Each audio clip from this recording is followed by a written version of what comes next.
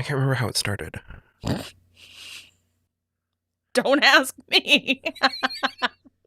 We celebrated too soon. Oh, no! We were like, we're finished. We are not finished. No, we're not. Okay.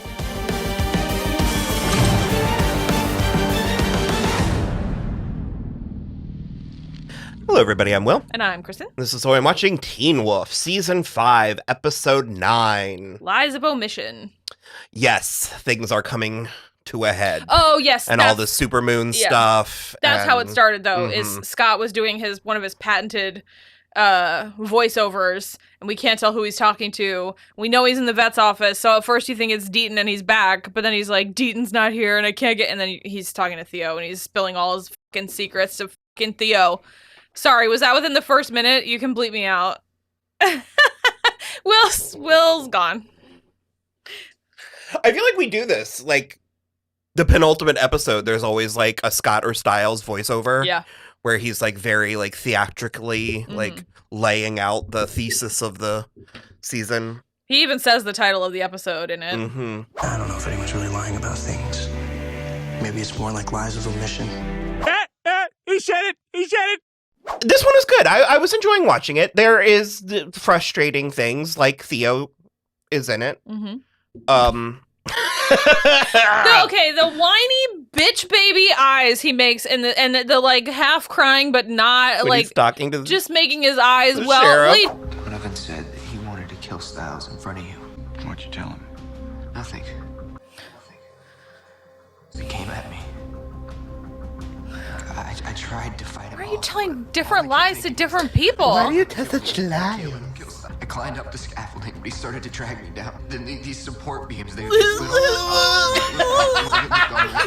Kyle Rittenhouse, get out of here! I didn't know. He does. He does look like that. The body was gone. Even the blood, everything was just, it was gone. And I didn't know what to do. I didn't know what to do. So I didn't do anything. He does it when he's talking to Scott, too. He's like, I should really tell you something about Stiles. And then he's like, I should have told you sooner.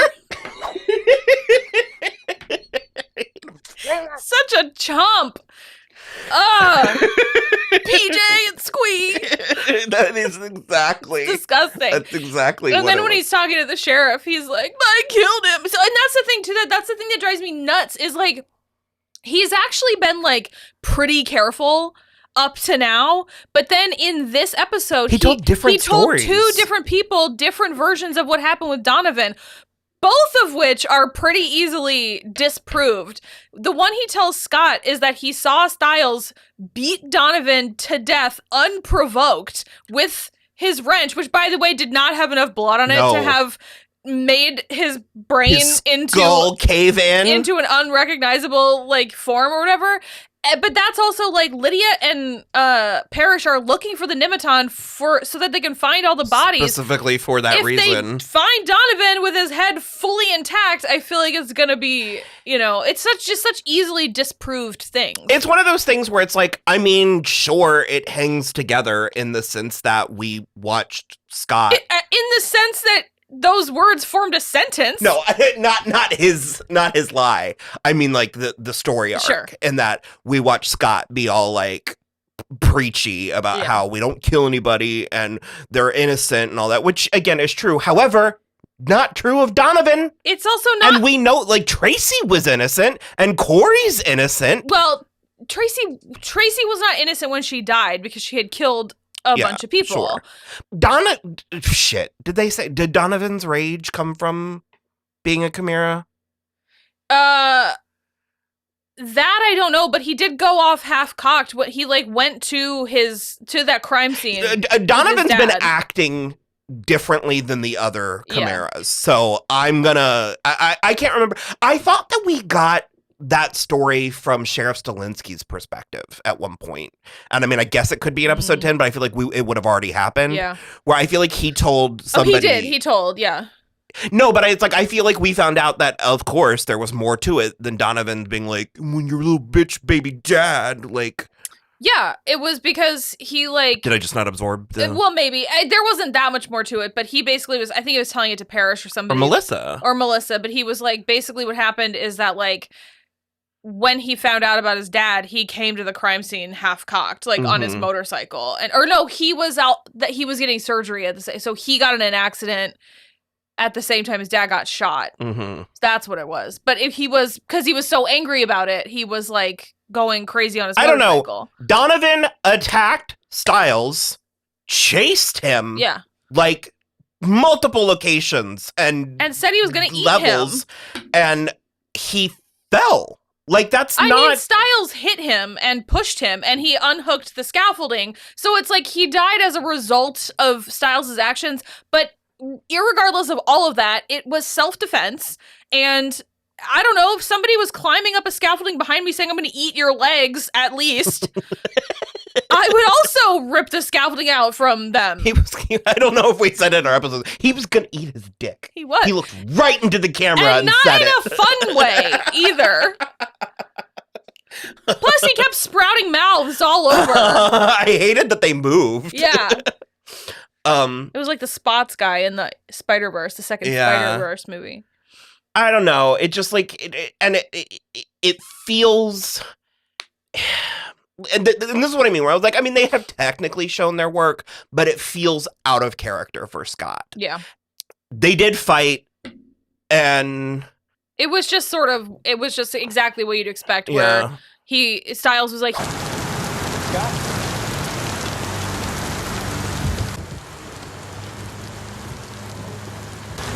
Where'd you get that? Why didn't you tell me? You were being really self-righteous. Mm-hmm. Why didn't you tell me when it happened? That the guy chasing you, trying to kill you, fell? You killed Donovan? Hey, he was gonna kill my dad. Was I supposed to just let him? Oh, he's just in there listening, beating off. I know my father.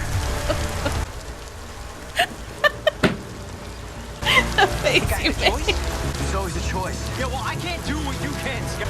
Probably would have just figured something out, right? Guess what? All of us can't be true alphas. Some of us have to make mistakes. Some of us are human. But you had to kill him? But he was gonna kill my dad. He was gonna kill you and eat your dick. He said it. He said legs, but it was implied. You don't even believe me, do you? I want to. So believe me then. Say you believe me. You can't kill people. You believe that? What do you want me to do, okay? Just tell me how to fix this, all right? Maybe you should talk to your dad. He was going to kill my dad, and Scott was like, there's always a different choice to make, and I'm just like... Corey was like doing really well. Jesus. You're getting stronger. How strong am I supposed to get? Let's find out. Yeah. Oh. I went to a different place? Yeah, same. Does this mean I'm their success? I guess it depends if you start leaking mercury. And then he stopped doing so well. Yeah. Don't let them kill me! It was an immediate drop off. It was. Yeah. It was like a smash cut. Yeah. To him. Well, it was the same with Hayden, where she was like all healed. She's like, I feel great. And then it was just like mercury from her nose. But I forgot that his power was chameleon. He can like blend into things and stuff. And one of the doctors came around. They're walking around in day, which I don't... Have they been at any point? Because Hayden said something about how they don't come out during the day, so they were safe. Yeah. But they were in the day this time. Yeah. But I think maybe it's because the supermoon's closer or something. Right. Because they're waiting for the Parrish. I think they said that because it opened with Theo browbeating them about something. No, but then he got really scared of them. It doesn't hang together. You promised me a pack. I need her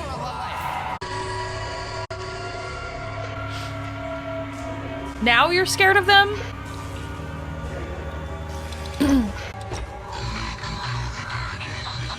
Why do you keep saying that word? The characterization of Theo is like really inconsistent, and that I think is also something that's really bugging me about his character. I think my biggest issue with it is I've said this a few times, and I am a little bit using it as shorthand, but I do mean it here, where it's like he feels very reverse engineered. It feels like the writers were like, I got a character for them. They're gonna love it. Like it feels like they have these big, expectations and thoughts for how it's going to go and how he's going to be received. And it's one of those things where I'm like, no, we tell you that. Like, you give us characters and we decide we like them, and then you write for that. You can't be like, it's like when a show tries to add a character halfway through. Adding a new character is often a desperate attempt to boost low ratings. Yo, how's it hanging, everybody? And it's like, no, this character sucks. We don't want this. Scrappy-Doo. I almost called him Scrappy-Doo like 3 separate times. Did you? Yeah. Because he's got this fucking puppy power, like... We do... So on our Buffy and Angel coverage, I compare... It's like Dawn versus Connor, and like... of like the kids that get introduced like way too late in the show, and like Dawn is Kermit's nephew Robin. Yeah. Like largely fine and whatever, but Connor is Scrappy-Doo. And I feel like even Robin, there was a little bit of like, what is this? Like at first. There is a little, what is this? But it generally it's just like, oh, it's just a cuter, littler Kermit. It's fine. Yeah. The doctors brutally killed that girl. What was her name? Beth? Yeah. They like whipped her head. But blood was involved. Splattered all over the place. During the day, during school. Yeah. And we got the scene. I knew. Yeah. But it's like I feel like I'm in watching the movie Interview with a Vampire. Where I've never not watched that movie, and you get to the Brad Pitt and Antonio Banderas scene, and I'm like, no, but this time they're actually going to. This time. Like, it always is more than I remember. Yeah. Do you suppose there's an actual kiss on the cutting room floor? Yes. Yeah. Yes. Ugh. I think it is known. Oh, okay. God. But we got the scene, and it was Malia. It wasn't Lydia. Yeah. All I had was Holland. Oh. In my memory, it was Lydia, but Malia goes rushing out after, Beth. We'll call her Beth. Because that's her name. Because she was chomping on her nails, and one your favorite came part? Totally off. One of the more common biological weapons, anthrax, was used by Germany in World War I and by the Japanese during World War II.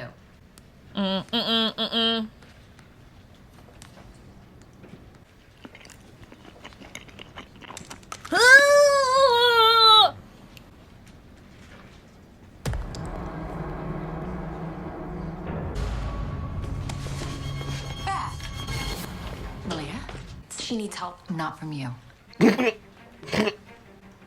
know what's going on, don't you? That's why. I know that I'd like to see you get through senior year with passing grades. You know more than that. I think you need to focus more on your schoolwork. All of you. So she like knows, but she doesn't know. But yeah, that is such a good setup for like an underground ring of people who know. And Natalie, again, with the like all of a sudden hard ass behavior, is like, if you're going to go to the bathroom, it's one at a time, and you should really think about your poor grades. And I'm like, did you take lessons from that other teacher?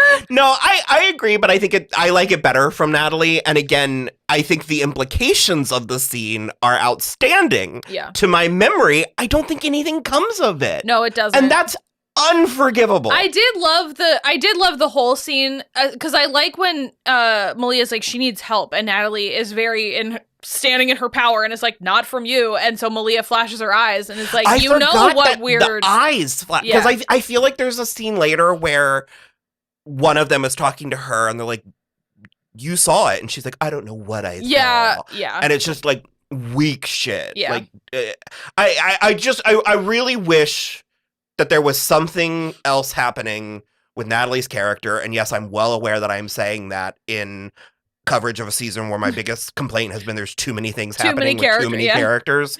But it feels right. Yeah. I agree. And then I also, because Malia does end up following her out. I love Susan eyes. Walters. Well, yes, but I love Susan Walters kind of like snake eyes, because that's a woman who looks like she can call a bluff. And right.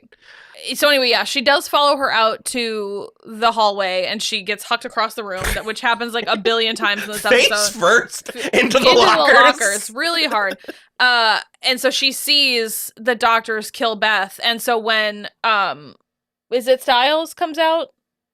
she's like freaking out kind of, and he's like, hey, have you seen like whoever? And she's like, I can't handle this. She's like, I am not like Scott. I can't handle another body. I love that because that's the kind of stuff where that's like, and that's one of my favorite things about Malia Yeah. is because this is a show where we will watch characters run themselves ragged trying to live up to some standard, and I love a character that's like, no, that's it. I'm at my limit. That's it for me. And I just do, because it's those moments that we get from all the characters, but like especially Malia, that you can build so much in your own mind about her character. It's really helpful. That's why you like Anya too. Because during the Ascension, she's like, I'm not fucking staying for this. Get out of here.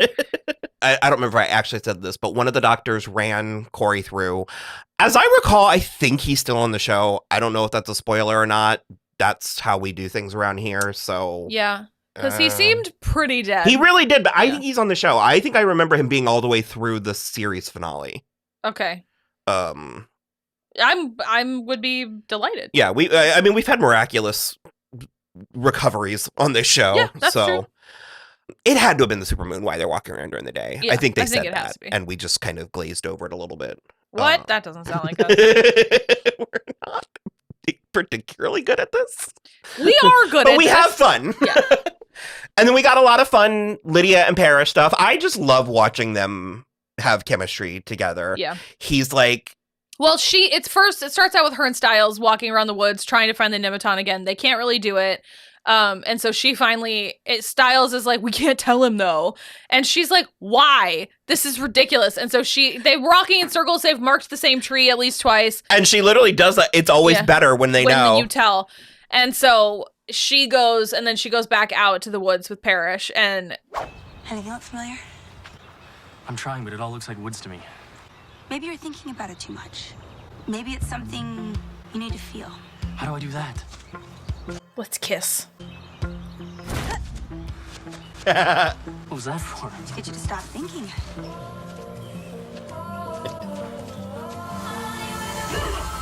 You're a little too into this, Parrish. Yeah, right? He's like, yeah, knock me around a little.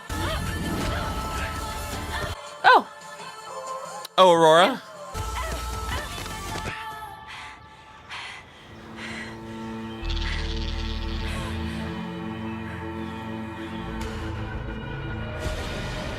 Ah! So into it. It's adorable. Really, and that's something, because like I said, on paper their relationship should be gross, and it's not. And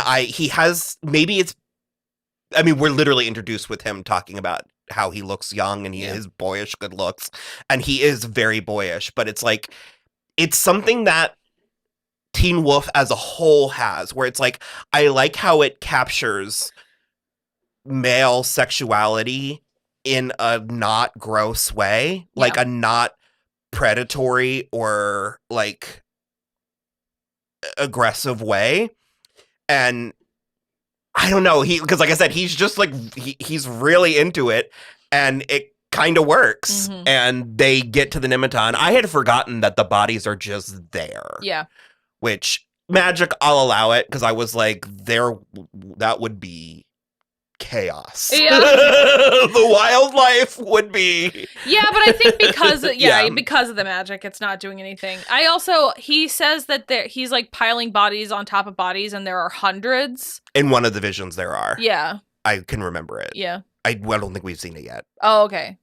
There's like, even though I was a little bit dragging my feet for this, it's turned out a lot better than I remember. I like it more, and I can I'm remembering things about 5B. Okay. And I think I enjoyed it. Okay. I think it ends on a little bit of a womp womp. Sure. But what season of this show? It's 6 of one, half a dozen of the other. He does also, though, do the same thing as Scott, where he's like, you shouldn't be around me, and like, but it's cuter. I don't know, cuter isn't necessarily the word, but I literally was holding on to that thought where I was like, and then he martyrs himself. Yeah. But it comes I don't know. It feels less labored for me, and maybe because he's not the lead of this show. That could be true. Especially also because Lydia doesn't balk either. Mm-hmm. She's very like, well, whatever. But then he like puts himself in jail. He tries to lock himself in the holding cell at the jail so that he doesn't hurt anyone in the jail. Well, so he doesn't get the body. Sure. But all I'll say is that jail cell ain't holding shit. So, is there anything else? I mean, that's when Scott and Stiles have their... Yeah. There's a big showdown at the bar again, because... Hayden and Liam were like gonna run away. Run away, and then they get in a big showdown with the Dread Doctors. Scott gets them away, and it's like, whatever. But then, after his fight with Stiles, he goes back into the vet clinic. Because she got injected with the mercury or whatever. The condition, terminal. Yeah. And her eyes turned all metallic, and it was a really cool effect. Cool. Liam is like, I know how to fix her. Can you bite her and turn her into a werewolf? And Scott is like, no. Just fucking do it, man. This whole time, you've been on your high fucking horse about how we gotta save these people. And then you have an opportunity to, and suddenly now you can't. It's giving Matt Murdock a little, if I'm being honest. Sanctimonious, yeah. So that's where we left off, and we're gonna watch the finale. Sure are.